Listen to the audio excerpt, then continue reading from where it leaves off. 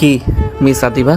ও sorry, আপনার তো গত 2 ঘন্টা 20 মিনিট 33 সেকেন্ড আগে ইসলামী শরীয়ত মোতাবেক এবং আইন মেনে নবীন চৌধুরীর একমাত্র ছেলে নীল চৌধুরীর সঙ্গে বিবাহ সম্পন্ন হইয়াছে। তাই আপনাকে তো এখন মিস বলাটা অন্যায়, তাই না মিসেস আদিবা? বলেছিলাম না আপনি যত যাই করে নিন, বিয়েটা আপনার আমাকে করতে হবে।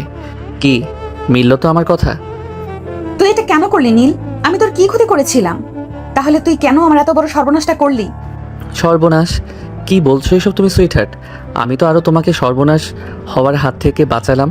এর জন্য মিনিমাম কৃতজ্ঞতা বোধটুকু রাখো। একবার ভেবে দেখো তো, এখন যদি আমি তোমাকে বিয়ে না করতাম তাহলে তোমার এবং তোমার পরিবার এবং তোমার বাবা মার মান সম্মানটা কোথায় গিয়ে দাঁড়াতো? তুই ভুলে যাস না নীল, আমার পরিবার, আমার এবং আমার বাবা মায়ের সম্মান যাওয়ার পেছনে তুই দায়ী। সুইটহার্ট, কেন এমন অযথা কথা বলছো? আর এই তুমি আমাকে তুই বলছো কেন? অভদ্র মেয়ে, স্বামীর সঙ্গে কিভাবে কথা বলতে হয় জানো না? স্বামী মাই ফুট। তোকে আমি কখনো নিজের স্বামী হিসেবে মেনে নিব না। আর কিসের বিয়ে? কোন বিয়ের কথা বলছিস তুই? তুই যে মেয়ে, আমি বিয়ে মানি না, সেখানে তোকে স্বামী হিসেবে মানা তো ইম্পসিবল। জেগে জেগে স্বপ্ন দেখতে থাকো চান্দু, তোমার এই স্বপ্ন কখনো সত্যি হবে না। আমি আদিবা কখনোই তোকে স্বামী হিসেবে মেনে নেব না। সুইটহার্ট, আমাকে তো তোমার স্বামী হিসেবে মেনে নিতে হবে না।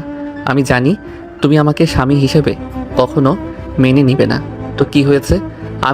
আমি তো তোমাকে নিজের স্ত্রী হিসেবে মেনে নিয়েছি। এতেই আমাদের দুজনের সংসার শুধু চলবে না, দৌড়াবে। এই অসভ্য ছেলে, কি সব ফালতু কথা বলছিস তুই? তুই কি ভুলে গেছিস আমি তোর বন্ধুর বড় বোন? আর বন্ধুর বড় বোন মানে নিজের বোন, তাই সম্মান দিয়ে কথা বল। কিঞ্চিত ভুল বললে তুমি শোনা।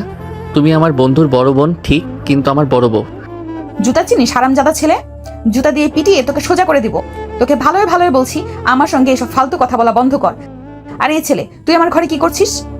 বের হ বলছি, এক্ষুনি বের হ। তা না হলে ঝাড়ু দিয়ে পিটিয়ে তোকে বের করব। তোদের মতো লাফাঙ্গার অসভ্য ছেলেকে কিভাবে পিটিয়ে সোজা করতে হয় তাই আদিবা খান খুব ভালো করেই জানে। আমাকে পিটিয়ে নয় সুইটহার্ট, তোমার আদর দিয়ে সোজা করতে হবে। তুই এই স্বপ্ন দেখতে থাক, আমি কখনোই তোকে আমার স্বামী হওয়ার অধিকার দিব না। তুই নিজে যদি কখনো আমার স্বামী হয়ে অধিকার নিয়ে আমার সামনে আসিস, আমার থেকে খারাপ কিন্তু কেউ হবে না। নিজের ভালো চাস তো সবসময় আমার থেকে দূরে থাকবি। তোর লজ্জা করতেছে না নিজের বন্ধুর বড় বোনকে এইসব অসভ্য কথা বলতে? না গো, আমার একদমই লজ্জা করছে না। আমার লজ্জা করছে না কারণ তুমি এখন শুধু আমার বন্ধুর বড় বোন না, তুমি এখন আমার বিয়ে করা হালাল বউ। তাই তোমার সাথে অসভ্যতামি করলে পাপ হবে না, বরং পূর্ণ হবে। আর তুমি বারবার এটা কেন ভুলে যাচ্ছ? তোমার সাথে যদি অসভ্যতামি না করি তাহলে আমার বংশ বৃদ্ধি হবে কি করে? আমার নেক্সট জেনারেশনের আসতে এমনি অনেক দেরি হয়ে গেছে। এখন যদি তোমার সাথে অসভ্যতামি না করি আর তাদের আসতে যদি আরও দেরি হয়ে যায়, তাহলে তারা তো পরে আমার দিকে আঙুল তুলবে। তারা তো বলবে, বাবা সব দোষ তোমার, তুমি কেন সময় মতো আমাদেরকে পৃথিবীতে আনতে পারোনি? তোমার জন্য আমাদের স্কুলে ভর্তি হতে দেরি হয়ে গিয়েছে, আমরা পড়াশোনায় পিছিয়ে গিয়েছি। তখন আমি তাদের কি জবাব দিব? একবারও কি তা ভেবে দেখেছো? অসভ্য বর্বর ইতর ছেলে কোথাকার! তুই আমার সামনে থেকে সরে যা নীল, না হলে আমার থেকে খারাপ কিন্তু কেউ হবে না। এমনি তুই আমার অনেক ক্ষতি করেছিস, দয়া করে আমাকে আর বিরক্ত করিস না। দেখ, যা হওয়ার তা হয়ে গেছে, এখন তা ফেরানোর কোনো রাস্তা নেই। তবে ভবিষ্যতে যা হবে তা আমাদের হাতে রয়েছে। এখন আমাদের দুজনকে কোনো একটা সিদ্ধান্ত নিতে হবে। এক্স্যাক্টলি, আমিও তো তোমাকে তখন থেকে এটাই বোঝানোর চেষ্টা করছি যে আমাদের তো বিয়েটা হয়ে গিয়েছে, এখন পিছু ফেরানোর আমাদের কোনো উপায় নেই। তো এটাই সব থেকে ভালো হয়, নাকি আমরা যদি সব কিছু মেনে নিয়ে নিজেদের মতো করে জীবনটাকে নতুন করে শুরু করি? দেখো আদিবা, আমি সত্যিই তোমাকে অনেক ভালোবাসি। এতদিন ছোট ভাইয়ের বন্ধু পিচ্চি পিচ্চি বলে অনেক তুমি আমাকে নিজের থেকে আলাদা করে রেখেছ, কিন্তু আর না, আমি আর আমার ভালোবাসা থেকে বঞ্চিত হব না। তোমাকে আমার প্রাপ্য, আমার ভাগের ভালোবাসা আমাকে দিতে হবে। এই ছেলে, এই তুই নিজেকে বলছি, সেটা নিজেই শুনছিস? আমি অনেক বেয়াদব দেখেছি, কিন্তু তোর মতো অসভ্য বেয়াদব কোথাও দেখি নাই। তুই তো জানিস আমি মেহেদিকে ভালোবাসি, তুই জানিস আমি মেহেদিকে ছাড়া বাঁচতে পারবো না। তাহলে কেন তুই এমনটা করলি? কেন তুই আমার এই সর্বনাশটা করলি? কেন তুই আমাকে মেহেদির থেকে আলাদা করে দিলি? কি অন্যায় ছিল আমার? কি ক্ষতি করেছিলাম আমি তোর? আর রইল বাকি ভালোবাসার কথা, তাহলে কান খুলে শুনে রাখ। আমি আগেও মেহেদিকেই ভালোবাসতাম, এখনো মেহেদিকেই ভালোবাসি এবং ভবিষ্যতেও মেহেদিকেই ভালোবাসবো। আমার জীবনে যত ভালোবাসা আছে সব মেহেদির জন্য। তাই আমার সঙ্গে এইসব অসভ্যতা অভদ্রতা বন্ধ কর। নীল, তোকে তো আমি অনেক স্নেহ করতাম, তোকে আর আবিরকে আমি কখনো আলাদা করে দেখিনি। আমি কি কখনো তোকে এমন কোনো ইঙ্গিত করেছি যার জন্য তোর মনে আমার প্রতি এরকম কোনো চিন্তা ভাবনা ধারণ করতে পারিস? আদিবা, তুমি ভুলে যেও না, এখন কিন্তু আমি আর তোমার ছোট ভাইয়ের বন্ধু নীল নই। তুমি মানো আর না মানো, এখন তুমি আমার স্ত্রী এবং আমি তোমার স্বামী। তাই তুমি আমার সম্পর্কে এসব ধারণা রাখতে পারো না। আর তুমি আমাকে বেয়াদব বলছো? তুমি তো বেয়াদব নারীর মতো স্বামীর সামনে দাঁড়িয়ে পরপুরুষকে ভালোবাসার কথা বলছো। আমি ভালো আছি, আমাকে ভালো থাকতে দেওয়া। আদিবা, আমাকে খারাপ হতে বাধ্য করো না। আমি তোমাকে সাবধান করছি, এরপরে আর সুযোগ দিব না। আর কখনো যদি ভুল করেও তুমি আমার সামনে অন্য কোনো ছেলেকে ভালোবাসার কথা বলো, তাহলে আমার থেকে খারাপ কিন্তু আর কেউ হবে না। আমি তোমাকে কথা দিচ্ছি। তাই নাকি? তাহলে আমি 100 বার বলবো, 1000 বার বলবো, বারবার বলবো, আমি মেহেদিকে ভালোবাসি, আমি মেহেদিকে ভালোবাসি, আমি মেহেদিকে ভালোবাসি। আদিবা আর তার বাকি কথা শেষ করতে পারল না। নীল তাকে বাকি কথা শেষ করতে দিল না। আদিবা যখন নীলের সামনে দাঁড়িয়ে অন্য কোনো ছেলেকে ভালোবাসার কথা বলছিল, তখন নীল প্রচণ্ড রেগে যায় এবং সে রাগে নিজের হিতাহিত জ্ঞান শক্তি হারিয়ে ফেলে এবং সে রাগে বসে কি করছে সে নিজেও জানে না। আদিবা যখন মেহেদিকে ভালোবাসার কথা বলছিল, তখন নীল ঝড়ে বেগে এসে আদিবার উপর আক্রমণ শুরু করে। যখনই আদিবা কথা বলতে যাবে, অমনি নীল দৌড়ে সে আদিবার ঠোঁট নিজের দখলে নিয়ে নেয় এবং আদিবা ছটফট করতে থাকে চারা পাওয়ার জন্য। কিন্তু ওই যে কথায় আছে না, মেয়ে যতই বয়সে বড় হোক না কেন, শক্তিতে সে একজন ছেলের কাছে চুনোপুটি মারত। তাই আদিবার ক্ষেত্রেও একই ঘটনা ঘটল। নীল যখন আদিবার উপর আক্রমণ করলো, তখন আদিবা যতই ছোটাছুটি করুক না কেন, সে নীলের শক্তির সাথে পেরে উঠল না। এরপর বেশ কয়েক মিনিট পর নীল আদিবাকে ছেড়ে দেয়। নীল আদিবাকে ছেড়ে দিতেই আদিবা রাগে ফুঁসতে ফুঁসতে তেড়ে আসে নীলের দিকে। আদিবা রাগে বশবর্তী হয়ে এসে সজোরে নীলের গালে চর বসিয়ে দেয়। আদিবার চর খেয়ে নীল নিজের গালে আলতো করে হাত রেখে আদিবাকে ফ্যালফ্যাল করে দেখতে থাকে। নীলকে নিজের দিকে এভাবে চেয়ে থাকতে দেখে আদিবা আরও বেশি রেগে যায় এবং রাগে গজগজ করতে করতে সে বলে, অসভ্য ছোট লোক ইতর কোথাকার, কি করলি তুই এটা আমার সাথে? তোকে বারবার বারণ করছি, তুই বারবার আমার সঙ্গে একই কাজ করতে আসছিস কেন? তোর গায়ে কি মানুষের চামড়া নেই? তোর গায়ে কি অপমান বোধ লাগে না? না, লাগে না। প্রসঙ্গ যদি হয় নিজের প্রিয়তমার এবং নিজের স্ত্রীর, তাহলে আমি শুধু অসভ্য, ছোটলোক, ইতর, বেহায়া, বেয়াদব নই, জঘন্য, খারাপ হতে পারি। আমি তোমাকে বারবার বারণ করেছিলাম আমার সামনে অন্য ছেলের নাম নিও না, কিন্তু না, তোমাকে বারবার যেটাই বারণ করি তুমি সেটাই করতে থাকো। ফালতু কোথাকার! মেহেদি বাইরের ছেলে নয়, না অন্য ছেলে, বাহিরের থার্ড ক্লাস ছেলে তুই। তুই হলি আমার জীবনে বাহিরের ছেলে। মেহেদি আমার জান, ওকে আমি নিজের থেকেও বেশি তোর এত বড় সাহস! অনেকবার তোকে সাবধান করেছি, আর না, এরপরে তোমার সাথে যা হবে এর জন্য তুমি আমাকে দায়ী করতে পারবে না। এই পুরো দায়ভার তোমার। আদিবা কথা শেষ হওয়ার আগে নীল সজোরে আদিবার গালে একটা চর মারে। এরপর রাগের বশবর্তী হয়ে হুট করে আদিবার গলা চেপে ধরে এবং দাঁতে দাঁত পিষে তাকে থ্রেট করে। আদিবা এতক্ষণ বোকার মতো ফ্যালফ্যাল করে নীলের দিকে চেয়েছিল। সে হয়তো ভাবতেও পারেনি নীল এমন কিছু করবে, কারণ এখনো পর্যন্ত যতবার তার সঙ্গে নীলের কথা হয়েছে, নীল সবসময় তার সঙ্গে মজা করে হাসি খুশিভাবে কথা বলেছে, কখনো তার সামনে রুট ব্যবহার করেনি। হঠাৎ করে নীলের এমন ব্যবহার দেখে আদিবা নিজেও বেশ চমকে যায়। সে শুধু নীলের মুখের দিকে চেয়ে থাকে, কিন্তু কোনো কথার উত্তর দিতে পারে না। আর নীল এতটাই রেগে গিয়েছে যে তার ফর্সা মুখশ্রী একদম লাল হয়ে গিয়েছে। সে নিজেও আর কোনো কথা না বলে হঠাৎ করে আদিবাকে আক্রমণ করে বসে। নীল হঠাৎ করে আদিবার মাথার চুল আঁকড়ে ধরে আদিবার ঠোঁট নিজের ঠোঁটের সাথে মিশিয়ে দেয়। এবার শুধু আঁকড়ে ধরে না, বরং রাগের বশবর্তী হয়ে কামড়াতে থাকে। আর আদিবা ব্যথায় ছটফট করতে থাকে। নীল এতটাই হিংস্র হয়ে গিয়েছে যে আদিবার যে কষ্ট হচ্ছে সেটা তার নজরে হয়তো আজ আর আসছে না। যেই আদিবা একটু উফ শব্দ করলে নীলের অন্তরাত্মা উড়ে যেত। সে আদিবা এখন এত কষ্ট পাচ্ছে, তার চোখ দিয়ে পানি পড়ছে, তারপরও নীলের যেন কোনো ভ্রুক্ষেপ নেই। এক পর্যায়ে আদিবার পরনের শাড়ির আঁচল খামছে ধরে এবং আদিবা কিছু বুঝে ওঠার আগে তার টান দিয়ে আদিবার শরীর থেকে খুলে নেয়। আদিবাকে কোনো প্রতিক্রিয়া করার সুযোগ না দিয়ে আদিবার শরীরের উপর নীল নিজের অধিকার এবং বিচন শুরু করেন। আস্তে আস্তে নীল আদিবার পুরো শরীর নিজের দখলে নিয়ে আসে এবং আদিবার উপর নিজের অধিকার জাহির করে। আদিবা প্রথমে নিজেকে বাঁচানোর অনেক চেষ্টা করলেও সে নীলের সঙ্গে পেরে ওঠে না।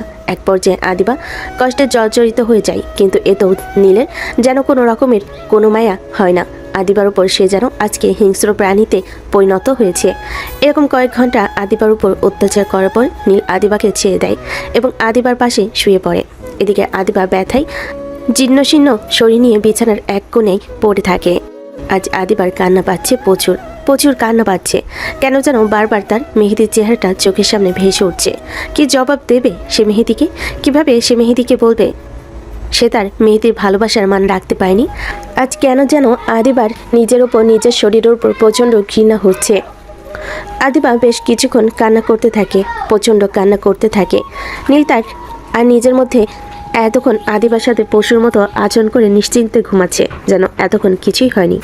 আদিবা অনেক কষ্টে উঠে ওয়াশরুমে যায় এবং শাওয়ারের নিচে বসে পাগলের মতো নিজের শরীর ডলতে থাকে, যেন তার শরীরে কোনো জঘন্য ময়লা লেগে আছে এবং তা তুলে ফেলার জন্য সে আপ্রাণ চেষ্টা করে যাচ্ছে। এভাবে কয়েক ঘন্টা শাওয়ারের নিচে বসে থাকার পর হুট করে চারপাশ থেকে ফজরের আজানের ধ্বনি তার কানে আসে।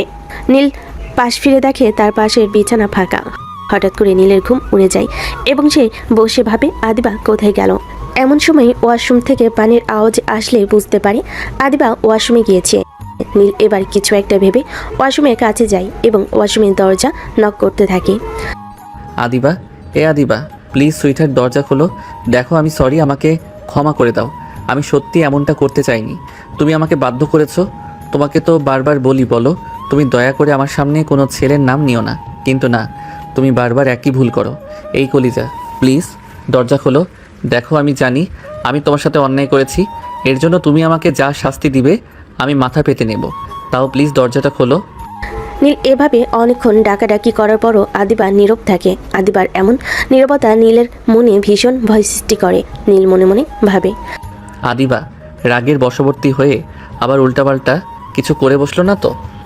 নীল এভাবে অনেকক্ষণ ডাকাডাকি করলো, কিন্তু তারপরও আদিবার কোনো সার শব্দ দিল না। এবার নীল অধৈর্য হয়ে উত্তেজিত হয়ে যায় এবং খুব জোরে জোরে দরজা নক করতে থাকে। দেখো সুইটার, প্লিজ এমন করে না, প্লিজ দরজাটা খোলো। দেখো আদিবা, তুমি যদি এক্ষুনি দরজাটা না খোলো তাহলে কিন্তু আমি দরজা ভেঙে ফেলবো। প্লিজ আদিবা দরজা খোলো। যখন এভাবে অনেক ডাকাডাকি পরও আদিবা দরজা খুলল না, তখন নীল প্রচণ্ড ভয় পেয়ে যায় এবং সে আর দেরি করে না, দরজা ভেঙে ফেলে। নীল দরজা ভেঙে দেখে আদিবা শাওয়ারের নিচে বসে আছে এবং ননস্টপ পানিতে ভিজছে। নীল আদিবাকে দেখে বেশ ভয় পেয়ে যায় এবং বেশ কিছুক্ষণ থমকে থাকে। নীল দৌড়ে গিয়ে আদিবাকে জড়িয়ে ধরে এবং তাকে হালকা হালকা ঝাঁকাতে থাকে। নীল আদিবার গায়ে হাত দিয়ে থমকে যায়। আদিবার পুরো শরীর ঠান্ডা বরফ হয়ে গিয়েছে। নীল মনে মনে ভাবতে থাকে, তবে কি আদিবা সারা রাত এভাবে পানিতে ভিজেছে? কেন যেন এখন নীলের ভিতরে নীল অপরাধবোধ কাজ করছে। সে কি তাহলে আদিবার ওপর অনেক বেশি অন্যায় করে ফেলেছে? নীল এবার আদিবার দিকে ভালো করে লক্ষ্য করে দেখে আদিবা কেমন যেন নেতিয়ে পড়ছে। নীল সাথে সাথেই আদিবাকে নিজের সাথে জড়িয়ে নেয়। এরপর সে আদিবাকে ভালোভাবে মুছিয়ে শুকনো কাপড় পরিয়ে বাইরে নিয়ে আসে। কিন্তু এরপর বাধে আরেক বিপত্তি। নীল যখন আদিবাকে নিয়ে বেডের কাছে আসে এবং আদিবাকে বসাতে চায়, তখন দেখে পুরো বেডের চাদর যেন রক্তে মাখামাখি হয়ে আছে। এরপর নীল আরেকবার আদিবার দিকে তো একবার বিছানার চাদর দিকে তাকাচ্ছে। এরপর নীলের অপরাধী মনটা আরও বেশি অপরাধী কাজ করতে থাকে। সে আবারও কয়েকবার আনমনে আদিবাকে সরি বলে। নীল ভালোভাবে বুঝতে পারে সে আদিবার সাথে ঠিক কত বড় অন্যায় করছে।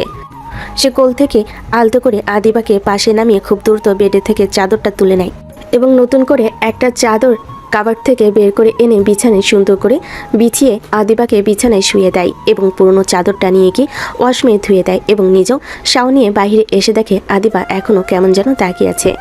আদিবাকে দেখে মনে হচ্ছে সে ভীষণ রকমের শকটের মধ্যে রয়েছে। এরপর নীল বাইরে চলে যায় এবং বেশ কিছুক্ষণ পর রুমে ফিরে আদিবাকে কয়েকটি ওষুধ খাইয়ে দেয়। আদিবা যেন তার সাথে কি হচ্ছে না হচ্ছে তা বুঝতে ভুলে যায়।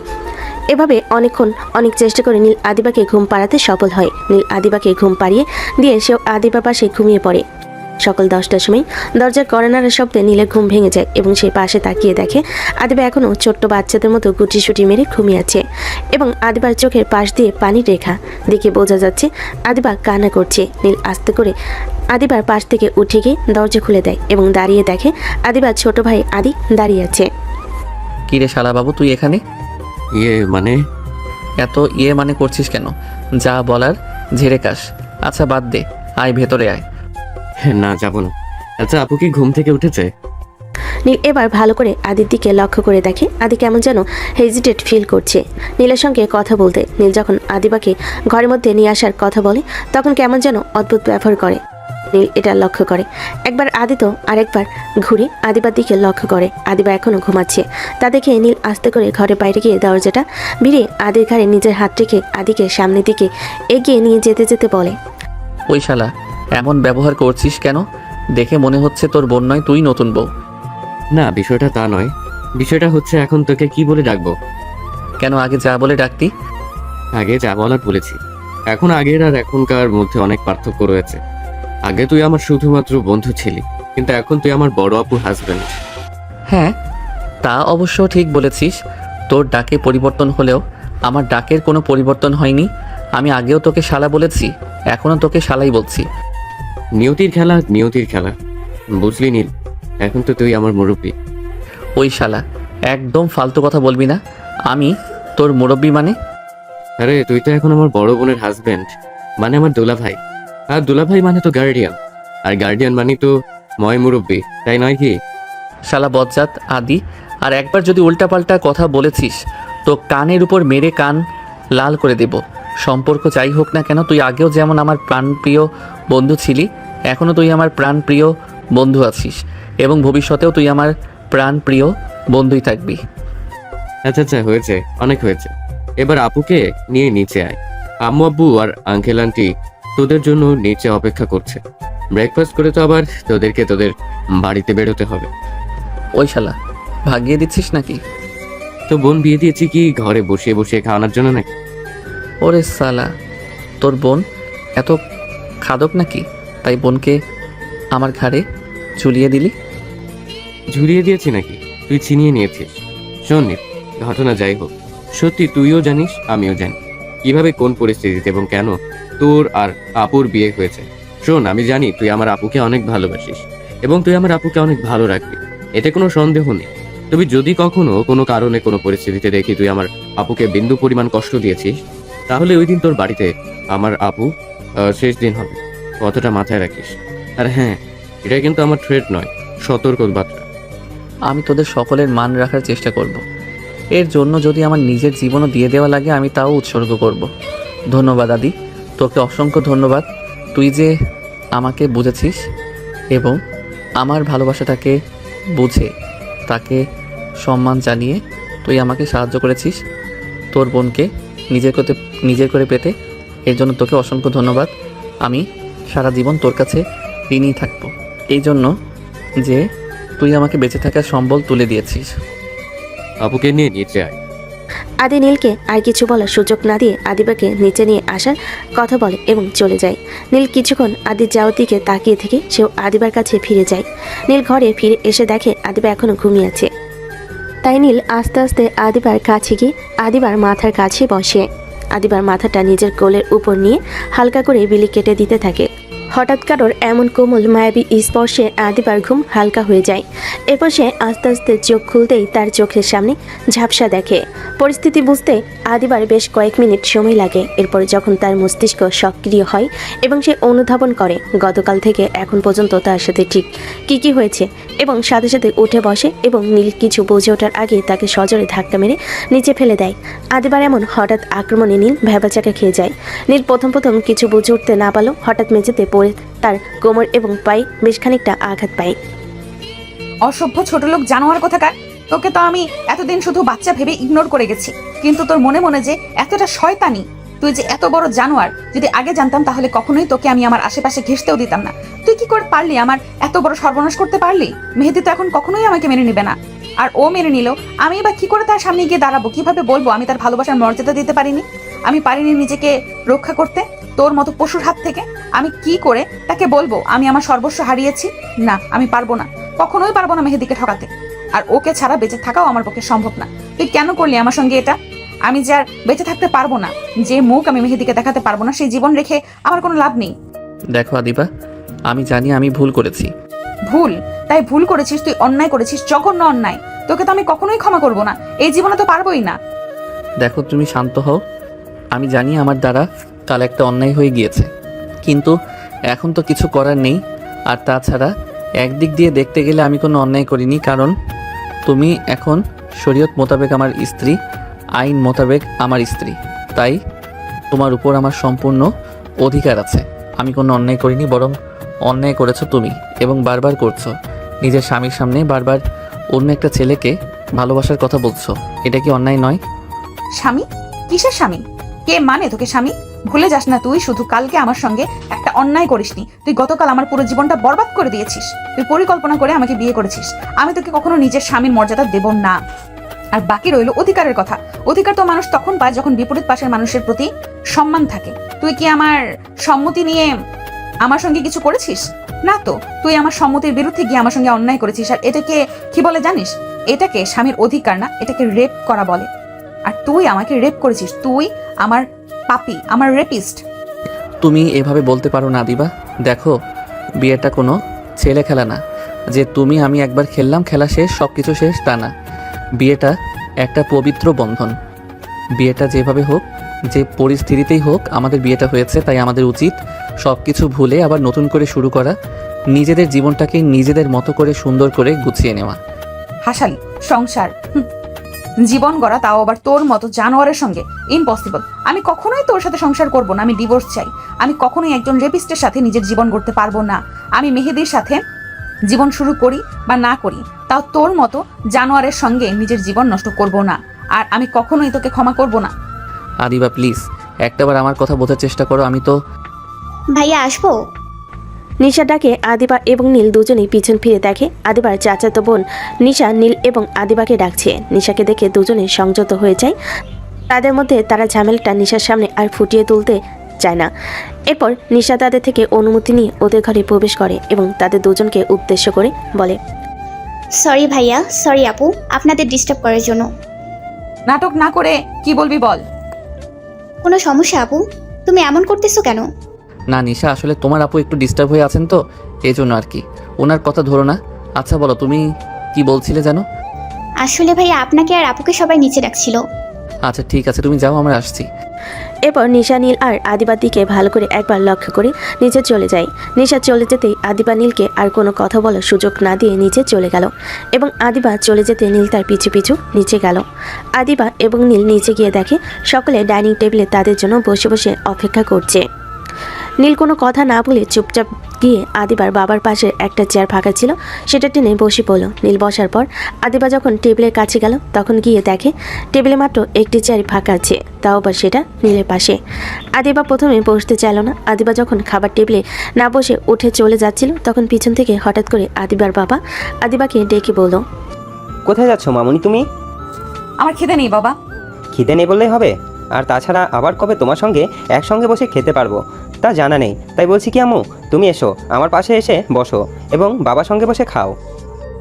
আর কবে খেতে পারবো না মানে? বুঝলাম না বাবা। দেখো মেয়ের কাণ্ড। আম্মু তুমি কি ভুলে যাচ্ছ গতকালকে যে তোমার নীল বাবার সঙ্গে বিয়ে হয়েছে?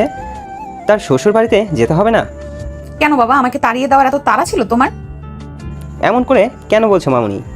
তাহলে কেমন করে বলবো বাবা? তুমি তো খুব ভালো করেই জানতে আমি সবেমাত্র অনার্স ফার্স্ট ইয়ারে পড়ি। তাহলে এত তাড়াতাড়ি আমার বিয়ে দেওয়াটাকে খুব জরুরি ছিল? আমাকে অনার্স কমপ্লিট করার সুযোগটুকু কেন দেওয়া হলো না? আমি কি তোমাদের কাছে খুব ভারী হয়ে গিয়েছিলাম? এমন করে বলো না মা, তুমি কি বোঝো না বাবার কষ্ট হয়? আর মেয়েরা কখনো বাবার কাছে ভারী হয় না মা, মেয়েরা তো বাবার অহংকার, বাবার গর্ব। তুমি কি করে বাবাকে কথাটা বলতে পারলে মা? তাহলে কেন তুমি আমাকে এত তাড়াতাড়ি বিয়ে দিয়ে দিলে, তাও আবার আমাদের ছোট ভাইয়ের বন্ধুর সাথে, যে কিনা আমার থেকেও 2 বছরের জুনিয়র? এখন আমি আমার বন্ধু বান্ধবদের কিভাবে বলবো আমি একজন আমার থেকে 2 বছরের জুনিয়র ছেলেকে বিয়ে করেছি? যাবা তুমি আমাকে বিয়ে দিলে, কিন্তু জুনিয়র ছেলে দেখে কেন বিয়ে দিলে? দেশে কি আর কোনো ছেলে ছিল না? মা এটা হারাম কিছু নয়, আর তাছাড়া আমাদের ধর্মে এর কোনো নিষেধাজ্ঞা জারি করা নেই। তাহলে তোমার নীল বাবাকে নিজের স্বামী হিসাবে মেনে নিতে সমস্যাটা কোথায়? বাবা প্লিজ, আমি কোথাও যেতে চাই না। আমি তোমাদের ছাড়া থাকতে পারবো না। প্লিজ আমাকে কোথাও যেতে দিও না। আমি কিন্তু মরে যাবো বাবা। বাবা আমার তোমাদের ছাড়া থাকতে খুব কষ্ট হবে। প্লিজ বাবা আমাকে যেতে দিও না। দেখো মেয়ের কাণ্ড, এভাবে বলতে হয় না মা। সব মেয়েদেরই একদিন না একদিন তার আপন ঘর, তার স্বামীর ঘরে চলে যেতে হয়। যুগের পর যুগ এটাই হয়ে আসছে। এটাই আমাদের মেয়েদের জীবনের সবথেকে বড় সত্য। কিন্তু মা, আমি তো এত তাড়াতাড়ি এত বড় সত্যের সম্মুখীন হতে চাইনি। তাহলে কেন তোমরা আমাকে এত তাড়াতাড়ি এত কঠিন একটা সত্যের সম্মুখীন করে দাঁড় করালে? এটার কি খুব প্রয়োজন ছিল? এভাবে বলতে হয় না আম্মু। তাছাড়া তুমি তো খুব একটা দূরে যাচ্ছ না। তোমার তো কপাল ভালো, তুমি আমাদের পাশেই থাকবে। তুমি তো শুধু ফ্লোর চেঞ্জ করছো, 2nd ফ্লোর থেকে 3rd ফ্লোরে যাচ্ছ। কিন্তু অন্য মেয়েদের কথা চিন্তা করে দেখো তো, তারা তাদের বাবা মা, পরিবার, ভাই বোন, আত্মীয় স্বজন, বন্ধু বান্ধব সকলকে ছেড়ে মাইলের পর মাইল দূরে গিয়ে কিভাবে থাকে? মা আমার মন খারাপ করে না। তোমাদের কি আমাকে ছাড়া থাকতে একটু কষ্ট হবে না আব্বু আম্মু? আদিবার আব্বু আম্মু আদিবার কথা শুনে দুজনের চোখ ছলছল আদিবার দিকে তাকায় এবং আদিবার আড়ালে নিজেদের চোখের পানি খুব যত্ন সহকারে মুছে। আদিবা সামনে মুচকি হেসে তাকে বলে, আমাদের কষ্ট কেন হবে আম্মু? আমাদের মাটা তো আমাদের থেকে বেশি দূরে যাচ্ছে না। আমাদের আম্মুটা তো আমাদের আশেপাশে থাকবে। আমার মার যখন আমাদের দেখতে পছন্দ হবে তখন সে চলে আসতে পারবে, এবং আমাদের যখন আমার আম্মুটাকে খুব দেখতে ইচ্ছে করবে তখন আমরা চলে যাব আমার আম্মুর কাছে। কি আম্মু তুমি আমাকে তোমাদের বাড়িতে যেতে দিবে না? আর ভাই সাহেব, আপনাদের কোনো অসুবিধা আছে যদি আমার আম্মুটা আমাদের কাছে আসে বা আমরা আমাদের আম্মুর কাছে যাই? আদিবার বাবা যখন আদিবার শ্বশুর শাশুড়ি মানে নীলের বাবা মাকে উদ্দেশ্য করে এই কথাটি বলে, তখন আদিবার বাবা মার কথা শুনে নীলের বাবা মা হাসি মুখে তাদের দিকে এগিয়ে আসে এবং আদিবাকে আলতো করে নিজের সাথে জড়িয়ে নিয়ে হাসি মুখে বলেন, কি বলছেন কি ভাই সাহেব? আদিবাকে তো কখনো আমরা নিজের মেয়ে ছাড়া অন্য নজরে দেখিনি। ছোট থেকে নিজেদের সামনে বেড়ে উঠতে দেখেছি মেয়েটাকে। আমাদেরও খুব শখ ছিল আমাদের আদিবার মতন একজন হাসি খুশি প্রাণোচ্ছল সুন্দর মিষ্টি একটা মেয়ে থাকবে, কিন্তু আল্লাহর ইচ্ছা ছিল অন্য কিছু। তাই আল্লাহ আমাদের ঘরে আদিবার মতন মেয়ে না দিয়েছে নীলের মতন একজন ছেলে। কিন্তু তারপরও মনের মাঝে একটা সুপ্ত বাসনা ছিল একটা মেয়ের। তাই যখনই আদিবার হাসি মুখ দেখতাম তখনই মনে হতো আমার যদি এমন একটা মিষ্টি মেয়ে থাকতো। আবার কয়েকবার মনে মনে এটাও ভেবেছি আদিবার মতন করে কেন আদিবাকে যদি আমাদের বাড়িতে নেওয়া যেত। কিন্তু কিভাবে নিব? আদিবাকে যে পুত্রবধূ করার বাসনা মনে আসেনি তা কিন্তু নয়, এসেছে। কিন্তু সমাজ পরিবেশ পরিস্থিতির ভয়ে বা আপনারা যদি আপনাদের মেয়ের থেকে বয়সে ছোট ছেলের সঙ্গে নিজের মেয়ের বিয়ে দিতে না চান, এতে যদি আমাদের সম্পর্ক নষ্ট হয় বা আদিভাই যদি আর কখনো আমাদের বাড়িতে না আসে, আমাদের সাথে দুষ্টুমি না করে, তাহলে আমাদের চলবে কিভাবে? এই ভয়ও অনেকবার মনের মধ্যে আশা বাসনাটাকে দাবিয়ে রেখেছি, কখনো মাথা চাড়া দিয়ে উঠতে দেইনি। কিন্তু ভাগ্যের কি খেলা দেখুন, যেটা চেয়েছি আল্লাহ আমার মনের বাসনা পূরণ করেছেন। মামনি তাকে আমার মা বানিয়ে দিয়েছেন। তাই আমার মা যখন যা চাইবে তাই করতে পারবে। সে যদি চায় এখানে থাকতে পারবে এবং তার যখন ইচ্ছা সে তার বাবা মায়ের কাছে এসে সময় কাটাতে পারবে। এতে আমাদের কোনো আপত্তি নেই। কি তাই তো নিজের মা? একদমই তাই। আসলে প্রথমে আমার মাথায় এটা আসলেও ও যখন নীলের সঙ্গে আদিবার বিয়ের কথা হয় তখন আর মনের মাঝে না প্রসঙ্গটা আসেনি। কেন জানি না বলতে ইচ্ছা করেনি। কেই বা এই মিষ্টি মেয়েটাকে হাতছাড়া করতে চাইবে। তাই আমি যখন ওই সুযোগ পেলাম তখন সুযোগটা লুফে নিলাম। আমরা তো আমাদের মেয়েটাকে সাদরে নিজের করে গ্রহণ করে নিলাম, কিন্তু আমাদের মেয়েকে আমাদেরকে নিজের করে নিতে পেরেছে? এটা তো জানার প্রশ্ন, তাই না? প্রশ্নটি করে নীলের মা আদিবার দিকে এগিয়ে আসে এবং আদিবার এক হাত নিজের মুঠোয় নিয়ে এবং মাথায় আলতো হাতে বলে। আদিবাকে নরম কণ্ঠে জিজ্ঞেস করে, আমু, আমাদেরকে নিজের করে গ্রহণ করেও ও নেওয়া যায় না? আমরা তো ছোটবেলা থেকে তোকে কখনো অন্য চোখে দেখিনি, নিজের মেয়েই মনে করেছি। তুই কি আমাদের নিজের বাবা মা মনে করতে পারিস না? তুই কি পারিস না নীলের মতো করে আরেকটা সন্তান হয়ে উঠতে? আমাদের এই চাওয়াটাকে কি খুব অন্যায় হয়ে যাবে? আদিবা নীলের বাবা মায়ের কথা শুনে কি বলবে ঠিক বুঝে উঠতে পারে না। সে ভিতর থেকে ভীষণ দুর্বল হয়ে পড়ে। সে মনে মনে ভাবে, এই মানুষগুলো ছোটবেলা থেকে আমাকে কত আদর স্নেহ করেছে, আমার বাবা মায়ের মতোই আমাকে ভালোবেসেছে। এনারা আমাকে কত ভালোবাসে, আমি কিভাবে একজনের শাস্তি আরেকজনকে দিব? আমি কিভাবে এনাদের বলবো যে আমি এনাদেরকে নিজের করে নিতে পারবো না? আমি পারবো না এনাদের সঙ্গে থাকতে। এনাদের সাথে তো আমার কোনো সমস্যা নেই, এনারা তো আমার কোনো ক্ষতি করেনি, বরং দিয়েছে বুক ভরা ভালোবাসা। তাহলে কিভাবে আমি তাদের আশাহত করি? হে আল্লাহ, তুমি আমাকে পথ দেখাও, আমি কি করব? কি রে, কি হলো? কথা বলছিস না কেন? কেন, কি সমস্যা? তবে কি তুই আমাদের গ্রহণ করতে পারবি না আমাদেরকে নিজেদের করে নিতে? আদিবা নীলের মায়ের কথা শুনে ছলছল চোখে নীলের মায়ের দিকে তাকায় এবং এক পলক নীলের দিকে তাকায়। তারপর নীলের মাকে জড়িয়ে ধরে কান্না করতে করতে বলে, আমি কেমন করে মায়ের আবদার ফেলে দিয়ে আমাকে বলবে আমিও তো তোমাদের অনেক ভালোবাসি আঙ্কেল আন্টি, কিন্তু আমার পড়াশোনা? এটা নিয়ে তোমার কোনো চিন্তা করতে হবে না মামনি। তোমার পড়াশোনা যেমন চলছিল ঠিক তেমনিই চলবে, এতে আমাদের কোনো অসুবিধা নেই। বরং আমরা নিজেরাও চাই তুমি নিজের পড়াশোনা চালিয়ে যাও। আর তাছাড়া তুমি আর নীল তো একই কলেজে যাওয়া আসা করো, তাহলে তোমরা দুজন একসঙ্গে যাতায়াত করতে পারবে। এতে তো আমাদের কোনো অসুবিধা নেই মা। অনেক চেষ্টা করার পরও আদিবা তার পরিবারকে বা নীলের পরিবারকে আদিবা নিজের পরিবারে থাকার জন্য রাজি করাতে পারেনি। সে বারবার এটাও বলেছিল যে তার পড়াশোনা শেষ হলে তারপর সে নীলদের বাড়িতে যাবে, কিন্তু কেউ কোনোভাবে রাজি হয়নি। এজন্য আদিবাকে বাধ্য হয়ে নীলদের বাড়িতে যেতে হয়েছে। আদিবারা নীলদের বাড়িতে আসার পরে একে একে নীলদের আত্মীয় স্বজনেরা আসতে শুরু করে। নীলের বউকে দেখার জন্য।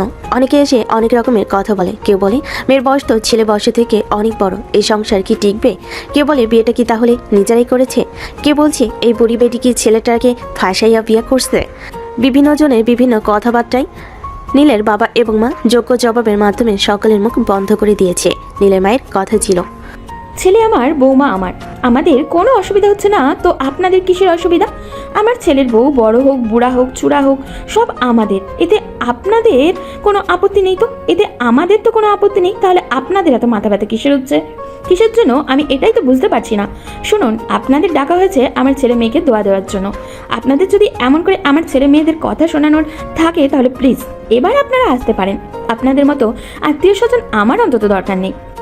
অনেক অপমানিত বোধ হয়। চুপ হয়ে গেছে তো অনেকে চলে গিয়েছে। এতে অবশ্য আদিবার বাবা মা কারোরই কিছু যায় আসে না। আদিবার প্রথম প্রথম খারাপ লাগতো, পরবর্তীতে নীলের বাবা মা যখন তার সম্মান বাঁচানোর জন্য এভাবে নিজেদের আত্মীয়র সঙ্গে আত্মীয়তা নষ্ট করতে চায়, এটা দেখে আদিবা আর শান্ত থাকতে পারে না। দৌড়ে গিয়ে নীলের বাবা মাকে জড়িয়ে ধরে। আজে বাজে মনে মনে আদিবা মনে মনে কষ্ট পেয়েছিল। এটা বুঝতে পেরে নীলের বাবা মা দুজনে আদিবাকে নিজেদের বাহুডরে জড়িয়ে নেয়। এভাবে সারাদিন বিভিন্ন আচার অনুষ্ঠান এবং খাওয়া দাওয়ার মধ্য দিয়ে খুব ভালোভাবে দিনটা কেটে যায়। সারাদিন একবারও নীল আদিবার সামনে উপস্থিত হয়নি, আদিবাকে বিরক্ত করেনি। কিন্তু কথায় আছে না, পাখি সারাদিন বলে জঙ্গলে উড়ে বেড়ালেও সন্ধ্যাবেলা তাকে নিড়ে ফিরতেই হয়। ঠিক তেমনই সারাদিন নীল আদিবার সামনে না আসলেও রাতের বেলা তাকে আদিবার সাথে একই ঘরে আসতে হয়। আসতে হয় বলতে ভুল হবে। নীলের কাজিনরা এবং বন্ধু মহলরা সকলে জোর করে নীলকে নীলের ঘরে দিয়ে যায় আদিবার কাছে। হুট করে দরজা লাগানোর শব্দে আদিবা পিছন ফিরে তাকিয়ে দেখে নীল এসেছে। নীল আদিবাকে দেখা মাত্র তার মাথা নত করে ফেলে। আদিবা নীলের এরূপ অবস্থা দেখে তাচ্ছিল্য ভরা একটা হাসি দেয় এবং আস্তে আস্তে নীলের সামনে এগিয়ে গিয়ে নীলের মুখ উঁচু করে বলে, কি চলে এসেছিস তোর নিজের চাহিদা মেটাতে? আসলে ভালোবাসা কিছু না, তোর এতদিনের লালসা ছিল আমার শরীরের উপর। এই জন্য যখন সুযোগ পেয়েছিস তখনই ঝাঁপিয়ে পড়েছিস। তোরা ছেলে জাতটাই খারাপ, জেনে একটা অবলা মেয়েকে অসহায় পেয়ে গেছিস, অমনি ভোগ করতে শুরু করে দিয়েছিস। তাহলে আজকে এত ভালো সাজার নাটক করার কি আছে? যা করার তা করে ফেলেছিস, আবার তো এসেছিস আমার শরীরকে খুব ভালো লেগেছে। তাহলে আর দেরি করছিস কেন? যা করতে এসেছিস করে বেরিয়ে যা ঘর থেকে, তোর চেহারা আমার দেখতে ইচ্ছে করছে না। আদিবা, এবার কিন্তু তুমি খুব বেশি বেশি করছো। বেশি করছি? ও আচ্ছা, আমি বেশি করছি তাই না? তাহলে তুই গতকাল কি করেছিস ভুলে গেছিস সব? আরে ভুলে তো যাবি, এতদিনের লালসা মিটিয়ে নিয়েছিস, এখন আর মন থাকবে না তো। এভাবে না বলে যদি এতই রাগ থাকে তাহলে একবারে মেরে ফেললেই তো পারতে। এখনো তো তোর মতো এতটা জঘন্য খারাপ হতে পারেনি, এই জন্যই হয়তো এখনো বেঁচে আছিস। তা না হলে গত রাত্রে তোকে খুন করে ফেলতাম। তবে অপেক্ষায় থাকবো তোমার হাতে খুন হওয়ার জন্য। কথাটি বলে নীল আদিবাকে পাশ কাটিয়ে গিয়ে একটা কাঁথা এবং বালিশ নিয়ে ফুলরে বিছিয়ে শুয়ে পড়ে এবং আদিবাকে লক্ষ্য করে বলে, আপাতত কিছুদিন এভাবে সহ্য করে নাও, কারণ এখন যদি এই ঘর থেকে বেরিয়ে যাই, বাড়িতে অনেক আত্মীয় স্বজন পাড়া প্রতিবেশী আছে, তারা বিভিন্নভাবে বিভিন্ন রকমের কথা শোনাবে। আর আমি চাই না আমাদের কথা বাইরের কেউ জানুক এবং তা নিয়ে তোমাকে, আমাকে বা আমাদের পরিবারকে কোনো কথা শোনাক। আশা করব তুমিও এতটুকু অ্যাডজাস্টমেন্ট করবে। আর পাড়া প্রতিবেশী বাড়ির লোকজন চলে গেলে তোমাকে তোমার প্রপার প্রাইভেসি দিয়ে দিব, রুম থেকে বেরিয়ে যাব আর আসবো না। যত সব থার্ড ক্লাস ড্রামা। এভাবেই বেশ কিছুদিন কেটে যায়। এরই মধ্যে নীল একবারও আদিবাকে ডিস্টার্ব করেনি, না আদিবা অযথা নীলকে ডিস্টার্ব করেছে বা নীলের সঙ্গে কোনো কথা বলেছে। যদিও নীল কয়েকবার চেষ্টা করেছিল, সরি বলেছিল আদিবাকে, কিন্তু তারপরও আদিবা কোনোভাবে নীলকে পাত্তা দেয়নি। আজ আদিবা এবং নীলের বিয়ে হওয়ার এক সপ্তাহ, তাই আদিবা সিদ্ধান্ত নিয়েছে আজকে থেকে সে কলেজে যাবে। এতে নীলের বাবা মা সম্মতি দিয়েছে এবং তারা বলেছে নীলকে তাকে নিয়ে আসতে। প্রথমত আদিবা নীলের সঙ্গে যেতে না চাইলেও পরবর্তীতে নীলের বাবা মায়ের জোড়াজোড়িতে আদিবা রাজি হয় নীলের সঙ্গে কলেজে যাতায়াত করতে। আদিবা যখন নীলের সঙ্গে কলেজে যেতে রাজি হয়, এতে নীল বেশ মনে মনে খুশি হয়। সে হয়তো এভাবে আস্তে আস্তে আদিবা নীলকে মেনে নেবে। তাই নীল নিজের মনের আনন্দে নিচে যায়, পার্কিং থেকে গাড়ি বের করে, এদিকে ফোন দেয় কলেজে যাওয়ার জন্য। নীল এবং আদি এবার এইচএসসি ক্যান্ডিডেট। নীল তার বাইক বের করে এদিকে কল দেওয়ার পরে আদিও এসে গ্যারেজ থেকে গাড়ি বের করে। দুজনেই বাইক নিয়ে বিল্ডিংয়ের সামনে অপেক্ষা করতে থাকে আদিবার আসার জন্য। আদিবা নীলের বাবা মা এবং আদিবার বাবা মায়ের সঙ্গে দেখা করে তাদের থেকে বিদায় নিয়ে নিচে আসে এবং কোনো দিকে না থেকে সোজা গিয়ে আদির বাইকের পিছনে উঠে বসে। আদিবা যখন হুট করে এসে আদির বাইকে উঠে বসে তখন নীলের হাস্যোজ্জ্বল চেহারাটা ঘন কালো মেঘে ঢেকে যায়। আদি বিষয়টা লক্ষ্য করে এবং সাথে সাথে সে আদিবাকে প্রশ্ন করে, কি রে আপু, তুই আমার বাইকে? কেন, আমি তো তোর বাইকেই যাই আগে থেকে। কিন্তু আগে তো তোর বর ছিল না, এখন তো তোর বর হয়েছে, তাহলে তুই আমাকে কেন নিজের ড্রাইভার বানাচ্ছিস? বর মাই ফুট, ফালতু কথা না বলে গাড়ি স্টার্ট দে। আর যদি তোর আমাকে নিয়ে যেতে অসুবিধা হয় তাহলে বল, আমি একাই চলে যাচ্ছি। কিন্তু আপু, আচ্ছা আদি বাদ দে, তাড়াতাড়ি চল। আজকে আমাদের একটা ইম্পর্টেন্ট লেকচার আছে, এটা নিশ্চয়ই ভালো করে জানিস। আর সেটা কোনোভাবে মিস দেওয়া যাবে না, কারণ 1 মাস বাদে আমাদের পরীক্ষা, তাই সিলেবাসে কোনো কিছু বাদ দেওয়া যাবে না। আচ্ছা ঠিক আছে চল। এই নীল ভাইয়া দাঁড়াও, আমাকে নিয়ে যাও। তোমাকে নিয়ে যাব মানে? কোথায় যাচ্ছ তুমি? উফ ভাইয়া, তুমি কি কানা নাকি? দেখো না কোথায় যাচ্ছি। ইউনিফর্ম তো পরে আছি স্কুলের, তাহলে কেন জিজ্ঞেস করছো কোথায় যাচ্ছি? তাড়াতাড়ি চলো তো, এমনি অনেক দেরি হয়ে গেছে। এই লেট লতিফা, তুই প্রতিদিনের মতো আজকেও দেরি করেছিস।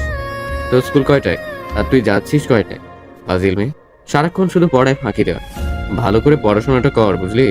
না হলে কাকা তোকে কোনো এক কাজে ছেলের সাথে বিয়ে দিয়ে দেবে, তখন লোকের বাসায় কাজ করে খাওয়া লাগে। এই শোন আদি ভাইয়া, বেশি কথা বলবি না। আমার কামের ছেলের সাথে বিয়ে হবে মানে? আমার বিয়ে তো হবে নীল ভাইয়ের মতো স্মার্ট হ্যান্ডসাম গুড লুকিং একটা ছেলের সঙ্গে। আর তাছাড়া কবি বলেছে, যারা পড়াশোনায় কাকে মারে তাদের বড়রা অনেক হ্যান্ডসাম হয়, নীল ভাইয়ের মতো। এই ফালতু কথা কোন কবি বলেছে রে তোকে? আমাকে যে সারাদিন গবেট গবেট বলিস, সামান্য কবির নাম নিজে জানিস না? নিজে আবার নিজেকে ইন্টেলিজেন্ট বলিস? ছি, তোর এই ইন্টেলিজেন্টের কথাই আগুন, যে ইন্টেলিজেন্টের দ্বারা সামান্য একটা কবির নাম জানিস না। আচ্ছা, এই কবির নামটা তো আমিও জানি না।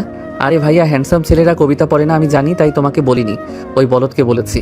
যাই হোক, তোমার জানার জন্য বলে দিচ্ছি, কবি নিশানন্দ দাস বলেছে এই লাইনটি। নিশার কথা শুনে নীল এবং আদি দুজনেই আগুলের মতো তার দিকে কিছুক্ষণ চেয়ে থাকে। এরপর দুজনের চোখাচোখি করে আসলে নিশা কোনো কবির নাম বলল নিশান্ত দাস বলে, কোন কবি আছে বলে এ পর্যন্ত তাদের জানা নেই। তিনজনই এমন আজেরা কথার মাঝে আদিবা বিরক্ত হয়। হুট করে তাদের পিঠে চাটি মেরে বলে উঠল, এই তোরা যাবি নাকি আমি নেমে যাব? আমার কিন্তু এবার ভীষণ বিরক্ত লাগছে। আদিবার কথা শুনে নিশা ভয় পেয়ে যায় এবং দ্রুত নীলের বাইকের পিছনে উঠে পড়ে। এরপর আদি এবং নীল দুজনে বাইক স্টার্ট করে। তাদের তিনজনের কলেজে যেতে প্রথমে নিশার স্কুল পড়ে। নিশার 10ম শ্রেণীর বিজ্ঞান বিভাগের ছাত্রী। তাকে দেখতে লাগে অলস, কিন্তু তারপরও দুর্দান্ত মেধাবী একজন ছাত্রী। তারা নিশার স্কুলের সামনে আসলে নীল গাড়ি ব্রেক করে এবং নিশা গাড়ি থেকে নেমে আদির দিকে মুখ ভেঙচি দিয়ে নীলের দুগাল টেনে আদরে গলায় বলে, ধন্যবাদ ভাইয়া, এত দুর্দান্ত একটা লিফট দেওয়ার জন্য। রোজ আমাকে এভাবে লিফট দিয়ে দিও। জো হুকুম ম্যাডাম। যত সব আলগা পিরিত। আদি এবং নীল কলেজ গেটে গিয়ে বাইক ব্রেক করতে আদিবা দ্রুত গতিতে বাইক থেকে নেমে কলেজের ভিতরে প্রবেশ করে। আদিবাকে কলেজে প্রবেশ করতেই তার বান্ধবী বন্ধু তাকে ঘিরে ধরে। এরপর তারা একের পর এক আদিবাকে প্রশ্ন করতে থাকে, কি রে দোস্ত, এতদিন কলেজে আসিসনি যে? আমরা তো ভাবলাম আবার বিয়ে টিয়ে করে ফেলি নাকি, আমাদের দাওয়াত না দিয়ে। একদম মনের কথা বলছিস। আমি তো ভাবলাম বিয়ে শাদী করে জামাই নিয়ে কলেজে আসবে ম্যাডাম। তোদের এসব ফালতু কথা বলা শেষ হয়েছে? কেন যে তোরা কলেজে আসিস এসব ফালতু কথা বলতে, তাই না? যত সব। আরে মামা, বিরক্ত হচ্ছিস কেন? আমরা তো জাস্ট মজা করছিলাম। হ্যাঁ, অনেক হয়েছে, অনেক মজা নিয়েছিস আমাকে নিয়ে। আমি তো তোদের মজা নেওয়ার জোকার, তাই না? চল কলেজে যাই, এমনি অনেকদিন ক্লাস করি নাই, সামনে আবার মিড টার্ম পরীক্ষা, কি করব না করব কিছুই বুঝতে পারতেছি না, তাই জন্যই চলে এলাম ক্লাস করতে। এই দেখো, আমাদের বিদ্যাসাগর চলে এসেছে। এতদিন তো কলেজে আসেই নাই। আসে না, যদিও বা আসলো, তিনি সাহেবের আবার ক্লাস করা লাগবে। চল ভাগ, ক্লাস করা লাগবে না, চল যাই, গিয়ে আড্ডা দিই, ক্যান্টিনের দিকে যাই, চল। আদিবা না যেতে চাইলেও আদিবাকে তার বন্ধু বান্ধবরা সকলে জোর করে আদিবাকে নিয়ে ক্যান্টিনের দিকে চলে যায়। নীল এবং আদি গ্যারেজে বাইক পার্ক করে এসে দেখে আদিবা তার বন্ধু বান্ধবদের সাথে ক্লাসে আগে ক্যান্টিনের দিকে যাচ্ছে। আদিবাকে ক্যান্টিনের দিকে যেতে দেখে নীল ভুরু কুঁচকে যায়। সে আদিকে উদ্দেশ্য করে বলে, এই তোর বোনের নাকি অনেক ইম্পর্টেন্ট ক্লাস আছে, সামনে পরীক্ষা, এই ক্লাস কোনোভাবে মিস দেওয়া যাবে না, তাই তাকে কলেজে আসতেই হবে। তাহলে তোর বোন এখন ক্লাস না করে ক্যান্টিনের দিকে যাচ্ছে কেন? তা আমি কি করে জানবো আজব? তুই জানবি না মানে? তোর না বড় বোন খোঁজ নিবি না? আশ্চর্য, আমার বোন হওয়ার আগে ভুলে যাস না, সে এখন তো স্ত্রী। তাই আমার খোঁজ নেওয়ার দায়িত্ব আগে, তার সকল খোঁজ খবর রাখার দায়িত্ব তোর। ভুলে যাস নাই কথা। দেখ দোস্ত, তোর বোন তো আমাকে সহ্য করতে পারে না, তাই প্লিজ তুই একটাবার খোঁজ নিয়ে দেখবি। আরে বাদ দে, চল আগে আমরা আমাদের ক্লাস করে আসি। আর তাছাড়া আপু এখন ছোট নেই, আর ভালো মন্দ বোঝার যথেষ্ট পরিমাণ বয়স হয়েছে, তাই তাকে জোর করে কিছু করানোর মতো এখন কিছু নেই। তাই চল আমরা আমাদের ক্লাস করে আসি, তারপরে দেখছি ওর সঙ্গে কথা বলছি। আদি আর নীল নিজেদের ক্লাসের দিকে যায়।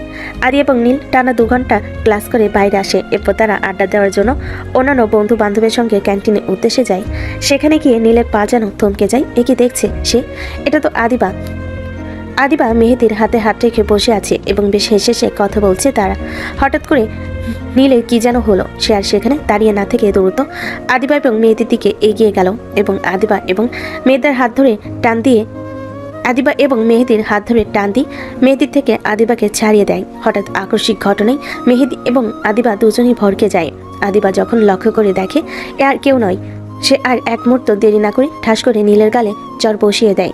চরের শব্দে ক্যান্টিনের চারপাশে সকলে তাদের দিকে আঙ্গুল লক্ষ্য করে এবং হঠাৎ চরের শব্দে চারপাশে সকলে তাদের দিকে লক্ষ্য করে। এরপরে আদিবা আঙ্গুল ইশারা করে চিৎকার করে বলে, ছোট লোক জানোয়ার কোথাকার, দিন দুপুরে পাবলিক প্লেসে ইফটিজিং করছিস, মেয়েদের গায়ে হাত দিচ্ছিস, তোর এত বড় সাহস?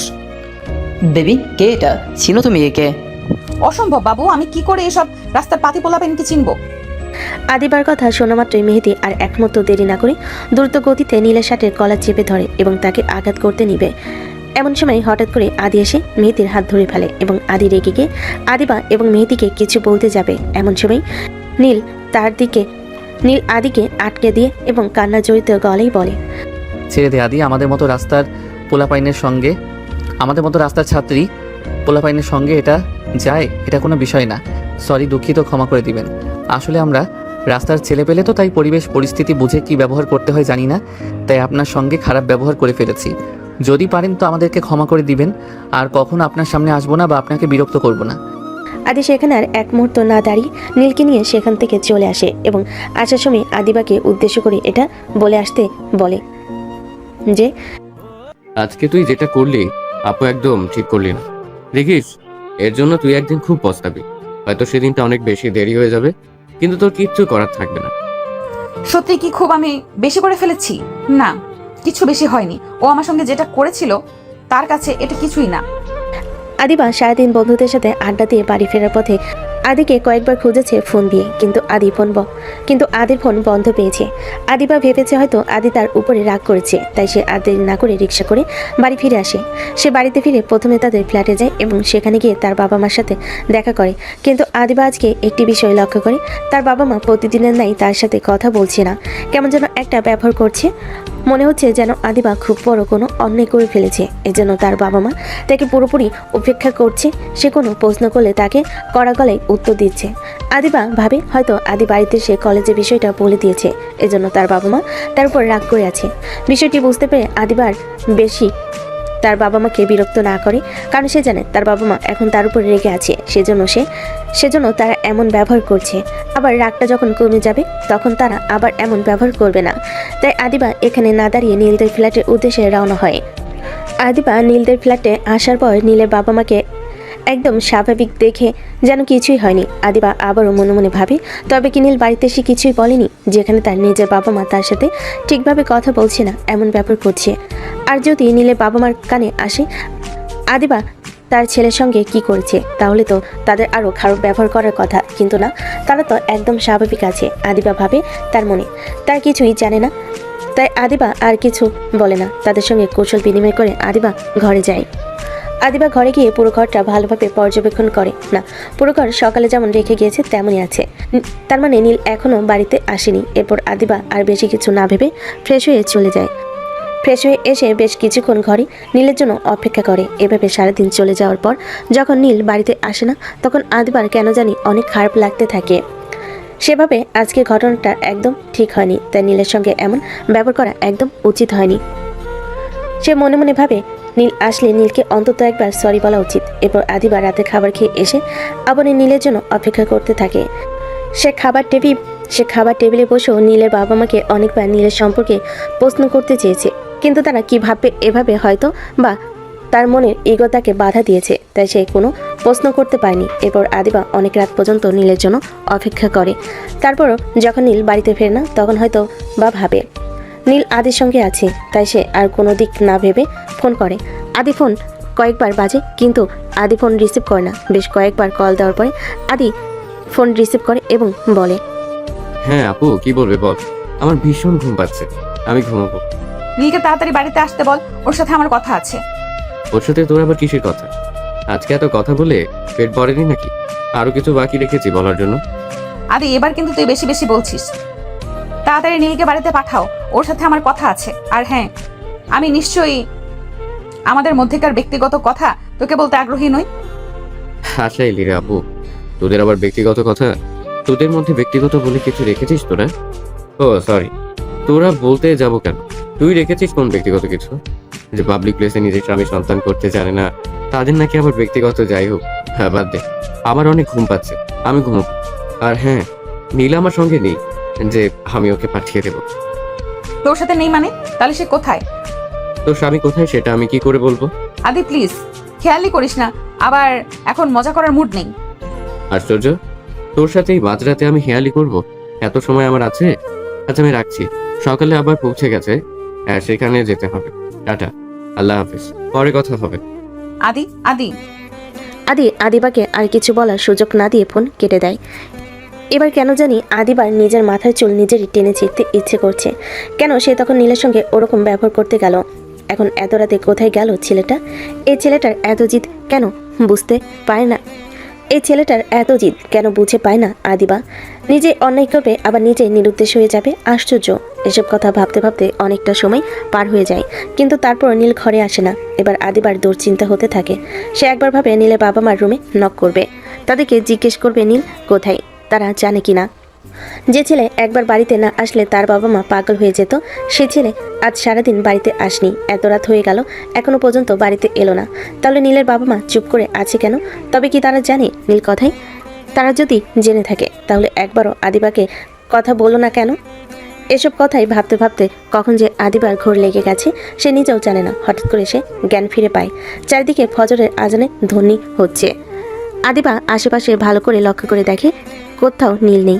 এটি সে মনে মনে ভাবে, তাহলে কি গত রাতে নীল বাড়িতে ফিরে আসেনি?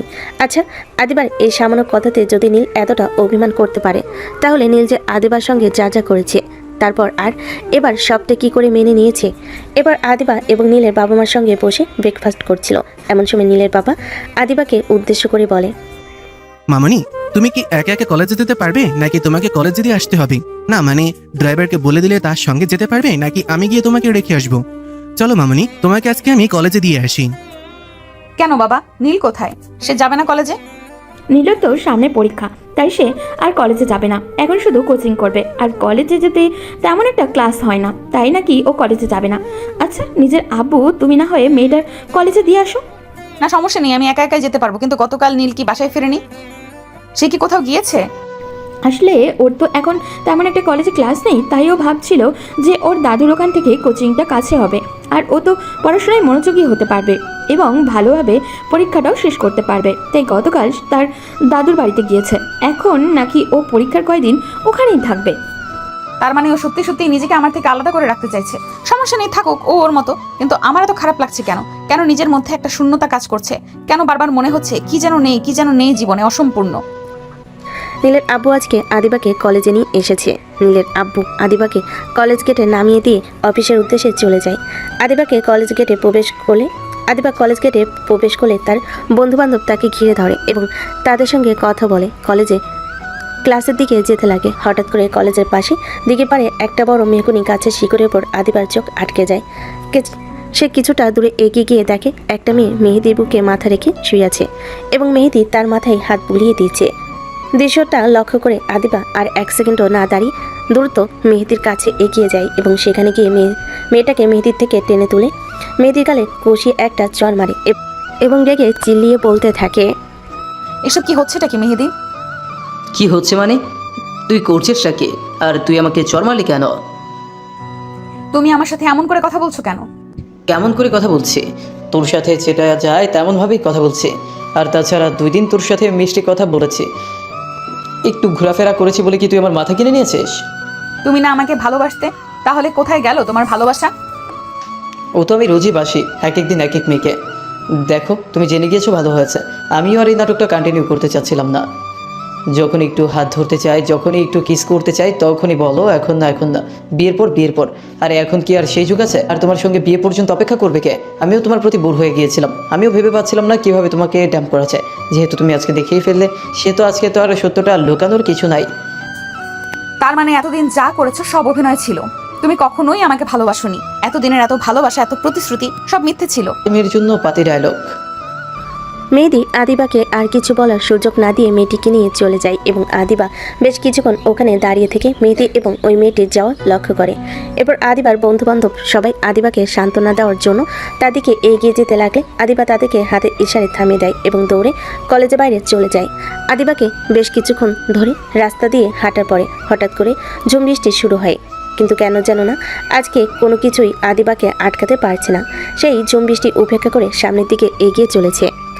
আজ তার বৃষ্টির পানি ও চোখের পানি মিলেমিশে একাকার হয়ে গিয়েছে। আজ কেন যেন মনে হচ্ছে প্রকৃতিও আদিবার মতো দুঃখী হয়ে গিয়েছে। আদিবার যেমন অশ্রু ঝরছে, প্রকৃতিরও যেন অশ্রু ঝরতে ব্যস্ত হয়ে পড়েছে।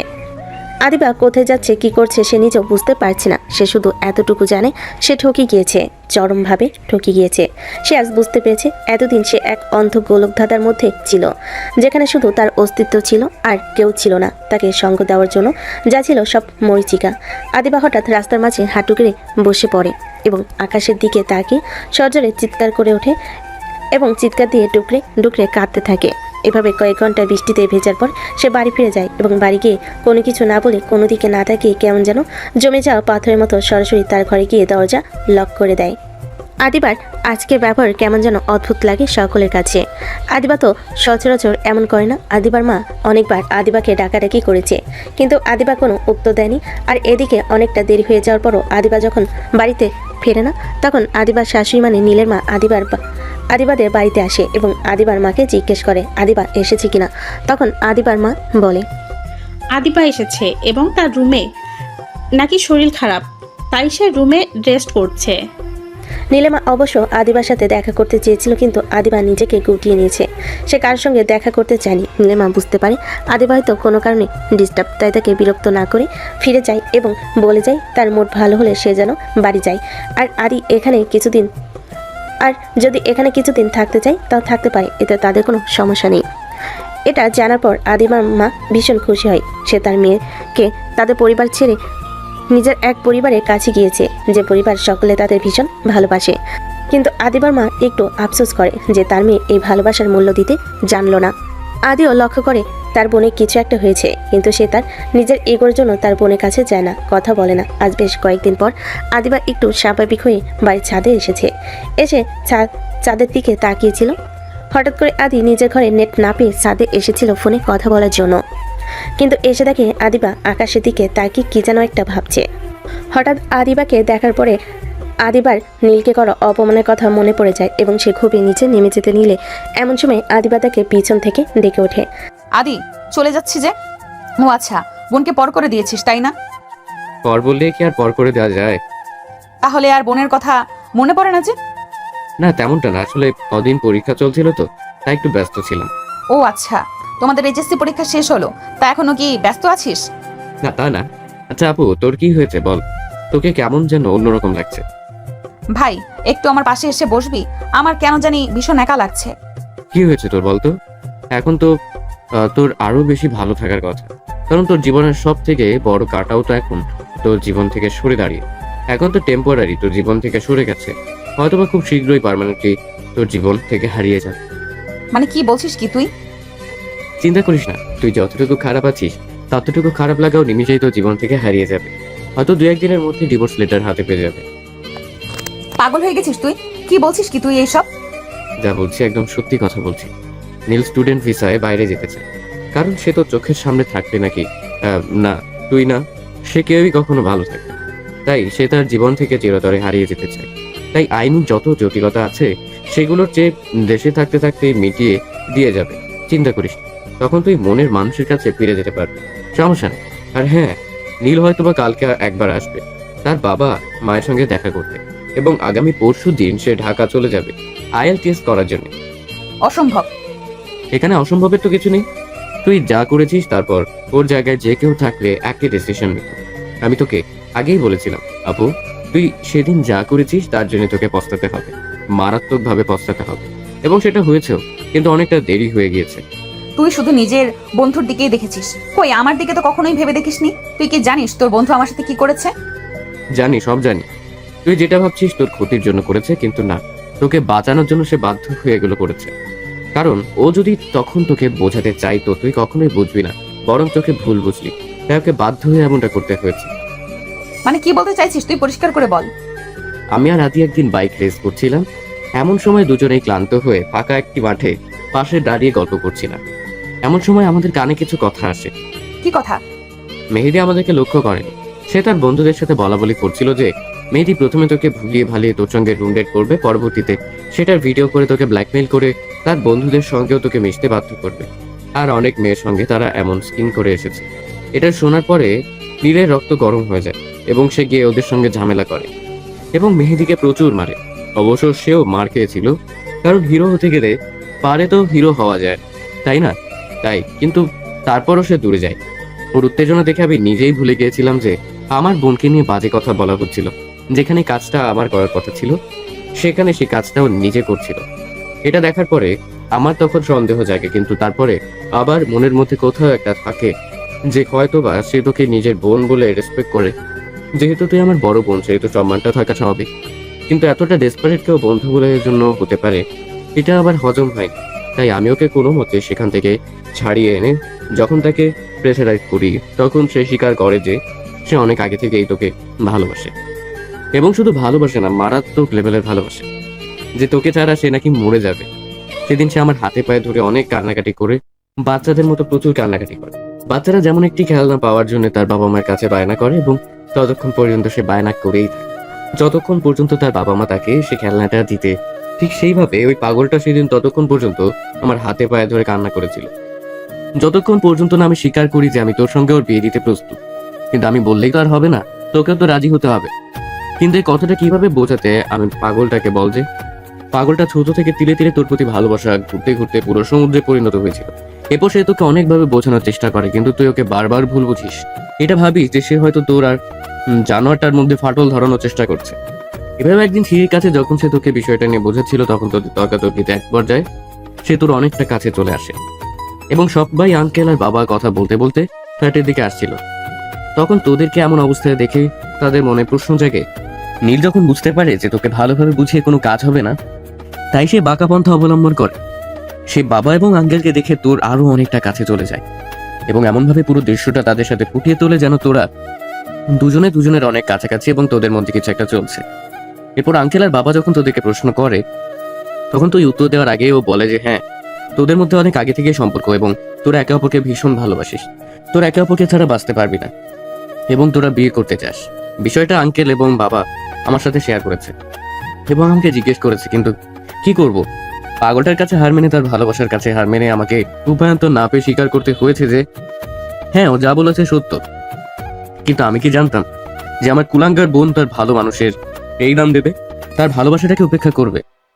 এরপর আঙ্কেল আর বাবা পরিবারের সঙ্গে কথা বলে দেরি না করে ওই দিনই তোদের বিয়ের ব্যবস্থা করে এবং ঘরোয়াভাবে তোদের বিয়েটা দিয়ে দেয়। তোদের বিয়ের দিন তোকে নীল আবারও অনেকবার বোঝানোর চেষ্টা করে, কিন্তু তুই না বুঝি উল্টো বারবার ওকে অপমান অপদস্থ করার জন্য মেহেদিকে ভালোবাসার কথা বলিস। এটাও ভীষণ ডেসপারেট হয়ে যায় এবং এটা ভাবে যে তোর সঙ্গে সেদিন যা হয়েছে এরপরে তুই আর মেয়েদের কাছে ফিরে যাবি। তোকে নিজের সাথে আটকে রাখার জন্য বোকাটা কি অন্যায়টা করে ফেলেছে, তবে পারলে তাকে ক্ষমা করে দিস। আদি এক নিঃশ্বাসে কথাগুলো বলা শেষ করে। আদি যতক্ষণ কথা বলছিল, আদিবা ততক্ষণ নীরব দর্শকের মতো তার দিকে যে কথাগুলো শুনছিল এবং অঝরে চোখের পানি ফেলছিল, কারণ সে জানে তার দ্বারা ঠিক কতটা বড় ভুল হয়েছে এবং অন্যায় হয়ে গিয়েছে। সে মরিচিকার পেছনে ছুটে গিয়ে তার জীবনের অস্তিত্ব হারাতে চলেছে। এরপর আদিবা হঠাৎ করে শব্দ করে কান্না শুরু করে দেয় এবং আদিবার দিকে ভালো করে লক্ষ্য করে এবং বলে, এখন কান্না করছিস কেন? এখন কান্না করে কোনো লাভ আছে? যা হয় তা তো হয়ে গিয়েছে। ভাই প্লিজ কিছু একটা কর, আমার নীলকে প্রয়োজন। প্লিজ ভাই, বন্ধুর জন্য তো অনেক করলি, এবার একটু নিজের বোনের জন্য কর প্লিজ। আমি কি করতে পারি? এখানে যা করার তুই করেছিস, এবারও যা করার তুই করবে। তুই চাইলেই অনেক কিছুই করতে পারিস। মানে? তুই শুধু একবার নীলকে আমার কাছে নিয়ে এরপরে যেভাবেই হোক, যেমন করেই হোক, ওর হাতে পায়ে ধরে হলে ওকে আমি নিজের কাছে আটকে রাখবো। আমি কোনোভাবে নীলকে হারাতে চাই না। প্লিজ ভাই, আমাকে সাহায্য কর। কিন্তু আমি কিভাবে কি করব? ও কি আর আসবে? ঠিক আসবে। ও আসবে না, ওর খার সহকারে আসবে। ওর এত বড় সাহস, ও আমাকে একা রেখে বাইরে যাওয়ার চিন্তা করে কিভাবে? শোন, তোকে একটা কাজ করতে হবে। কি কাজ? শোন, এদিকে আয়। ভাই রে ভাই, তোরা জামাই বউ দুজনেই এত ক্রিমিনাল মাইন্ডে কিভাবে হতে পারিস? বেশি কথা না বলে যা বলছি তাই কর, না হলে দুইটারে যে কি করব তা তোরা নিজেরাও জানিস না। ওকে ওকে, ঠিক আছে, করব। এখন চল, অনেক ঘুম পাচ্ছে, ঘুমোবো। তুই গিয়ে ঘুমা, এখন আমার ঘুম আসবে না। ঠিক আছে, তুমি এখন বইয়া বইয়া তোমার জামাইয়ের দুঃখে স্যাড সং শোনো, আমি গিয়া ঘুমাই। যা, কাল আমার প্রচুর কাজ। আদি হাই তুলতে তুলতে ছাদ থেকে নেমে যায়। এরপর আদিবা ওখানে বসে কিছুক্ষণ একটা ভাবে। এরপর হঠাৎ করে তার মুখে একটা রহস্যময় হাসি ফুটে ওঠে। আরও কিছুক্ষণ আগে ছাদে বসে থেকে ঘরে ফিরে আসে। এভাবে রাতটা কেটে যায়। সকালে খুব ভোরে আদি নীলকে ফোন করে এবং হঠাৎ এত সকালে ফোন দেখে আদি দ্রুত উঠে বসে। এত সকালে তো আদি কখনো ফোন দেয় না, তাহলে আজকে কেন ফোন দিচ্ছে? বাড়িতে সব ঠিক আছে তো? কারো কোনো বিপদ হয়নি তো? আদিবা ঠিক আছে তো? এমন কিছু উদ্ভট চিন্তা করলে মাথায় গিয়ে নীল ফোন রিসিভ করে সাথে সাথে আদি অনেক উত্তেজনা নিয়ে বলে, নীল ভাই নিয়ে আপু আপু কি হয়েছে আদিবার? আদি কথা বলছিস না কেন? কথা বল, কি হয়েছে আদিবার? ও ঠিক আছে তো? ওর কোনো ক্ষতি হয়নি তো? কি রে, কথা বল। নীলাপু রাগ করে বাড়ি থেকে বেরিয়ে যাওয়ার পথে হঠাৎ করে একটা বড় ট্রাক এসে আপুকে মেরে দিয়েছে। আমার আপু অবস্থা খুব খারাপ, কি হবে কিচ্ছু বলা যাচ্ছে না। তুই কি একবার আসবি? কি বলছিসটা কি আদি? আমার আদিবার কি হয়েছে? কোথায় আছে সে? আমি জানি না রে, কি হবে কিছু বুঝতে পারছি না। একটু তাড়াতাড়ি পাড়া শেষে ওই বড় মাঠের কাছে চলে আয়, ওখানে আপুর অ্যাক্সিডেন্ট হয়েছে। আমার আদিবার যদি কিছু হয় আমি কিন্তু সব কিছু ধ্বংস করে ফেলবো। আদি, আমার আদিবার যেন কিছু না হয়, আমি না আসা পর্যন্ত আমি এখনই আসছি। কথাটি বলে নীল আর কোনো কিছু না ভেবে তার বাইকটা নিয়ে ফুল স্পিডে বাইক চালিয়ে তাদের পাড়ার শেষে ওই বড় রাস্তার কাছে চলে আসে। এসে দেখে সব কিছু কেমন যেন নির্জন, সিমসাম, আশেপাশে কেউ নেই। এখানে সে বেশ কিছুক্ষণ আগে খুব বড় একটা অ্যাক্সিডেন্ট হয়েছে এমন কোনো চিহ্ন পাওয়া যাচ্ছে না। এরপর নীল চারপাশে পাগলের মতো খুঁজতে থাকে। সে বারবার আদি এবং আদিবা নাম ধরে জোরে জোরে ডাকতে থাকে এবং পাগলের মতো এদিক ওদিক খুঁজতে থাকে। হঠাৎ করে নীল লক্ষ্য করে মাঠের ওই পাশে বড় গাছটা নিচে কেউ একজন বসে আছে। নীল আস্তে আস্তে সেদিকে এগিয়ে যায়। নীল যত এগিয়ে যাচ্ছে সে অবয়টা তার কাছে তত স্পষ্ট হচ্ছে। নীল যত কাছে যাচ্ছে তার হার্টবিট যেন আরও তত জোরে বিট করছে। তার এমন অনুভূতি হচ্ছে যেন আত্মাটা এখনই বেরিয়ে আসবে। নীল একদম কাছে গিয়ে দেখে একটা মেয়ে নীল রঙা জর্জের শাড়ি পরে হাতে কিছু একটা নিয়ে বসে আছে। এরপর নীল মেয়েটির একদম কাছে গিয়ে কাঁপা কাঁপা গলায় বলে, কে কে কে? নীলের ডাক শুনে আস্তে আস্তে মেয়েটি উঠে দাঁড়ায় এবং নীলের দিকে ঘুরে। মেয়েটি নীলের দিকে ঘুরতে দেখে অপূর্ব সৌন্দর্যে সঞ্চিত এই মেয়েটি আর কেউ নাই, তার মনে রানী, তার হার্টবিট, তার সুইট হার্ট আদিবা। নীল আর এক সেকেন্ডও দেরি না করে ঝড়ের বেগে গিয়ে শক্ত করে জড়িয়ে ধরে আদিবাকে, যেন ছেড়ে দিলে সে কোথাও হারিয়ে যাবে, এবং অস্বাভাবিক হারে জোরে জোরে শ্বাস নিচ্ছিল। নীলের এমন অস্থিরতা দেখে অটোমেটিক আদিবার মুখে একটি হাসি রেখা ফুটে ওঠে এবং সে আলতো হাতে নীলকে জড়িয়ে ধরে। বেশ কিছু সময় এভাবে অতিবাহিত হওয়ার পরে নীল যখন বুঝতে পারে তখন সে এক ঝটকে আদিবাকে তার থেকে বেশ কিছুটা দূরে সরিয়ে দিয়ে পেছন ফিরে জোরে জোরে 2-3 বার শ্বাস নিয়ে আদিবার দিকে ফিরে বলে, এসবের মানে কি? কোন সবের? আমাকে মিথ্যে বলা হয়েছে কেন? আপনি জানেন আমার কি অবস্থা হয়েছিল? আর একটু হলে প্রাণটাই বেরিয়ে যাচ্ছিল। আপনার আমাকে অপমান করে শান্ত হননি, তাই না? এখন কি প্রাণটা নিতে চান? আমি জানি সেটা আমার শোনার কিছুই নেই, কিন্তু আগে তুমি বলো, তুমি না আমাকে ডিভোর্স দিচ্ছিলে, বিদেশ চলে যাচ্ছিলে, তাহলে আমার মরার খবর পেয়ে এমন হাইপার হয়ে ছুটে এলে কেন? যেহেতু তুমি আমাকে ভালোই বাসো না, সেহেতু আমি মরলাম কি বাঁচলাম সেটা দিয়ে তোমার কি? তোমার তো চলে যাওয়ার দরকার, তাই না? আমার থেকে দূরত্ব চাই, তো যাও চলে। আমি মরে গেলে তোমার কি? তাহলে তো তোমার আরো ভালো, আরো বেশি দূরত্ব পাবে।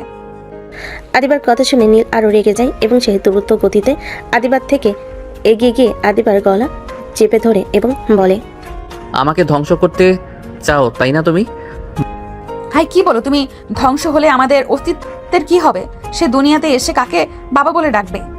নীলের কথা পুরো শেষ না হতেই যখন নীলের সম্মতি ফিরে তখন সে কি বলেছে তখন সে অবাক দৃষ্টিতে আদিবাদীকে লক্ষ্য করে এবং হাতের আঙ্গুল দিয়ে ইশারা করে যে সে যেটা বলেছে এটা সত্যি কিনা। এমন সময় আদিবা চোখে ইশারায় সম্মতি জানায় যে হ্যাঁ সেটা সত্য।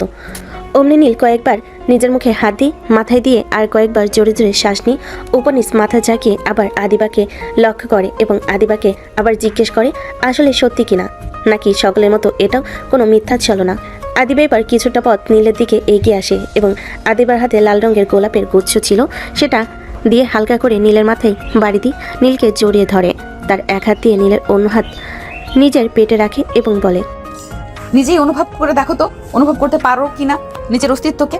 নীল এবার বুঝতে পারে আদিবা আর যাই হোক এবার অন্তত মিথ্যা বলছে না, তাই সে শক্ত করে আরও আষ্টে পিষ্টে আদিকে জড়িয়ে ধরে এবং আদিবার ঘাড়ে গলে অসংখ্য চুমু দিতে থাকে এবং বলতে থাকে, বাবাকেই বাবা বলে ডাকবে আবার আমাকে আজকে স্বর্গীয় এত বড় সুখ দেওয়ার জন্য তোমাকে অসংখ্য অসংখ্য ধন্যবাদ প্রিয়তমা।